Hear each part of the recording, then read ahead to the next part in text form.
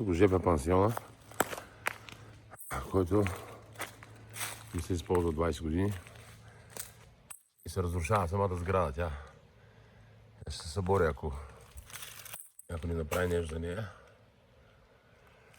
Обаче, както винаги, явно не се дава на кой да е, защото трябва да се платят някакви пари под масата. Возих един американец, кога беше 2016-2017, който си бил вложил парите в Uber и от 3-4 милиона ги направил 50 милиона. И жена му била, четвърта му жена била българка. И разправя, че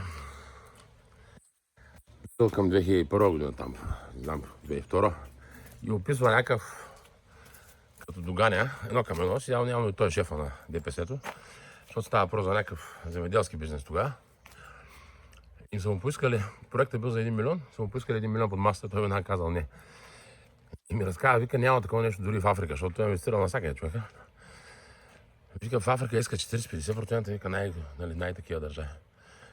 Обаче, вика, там се искат 100% подкуп. И тези прозорци са изпочупени всички. Ей, тук бяха направили един хотел.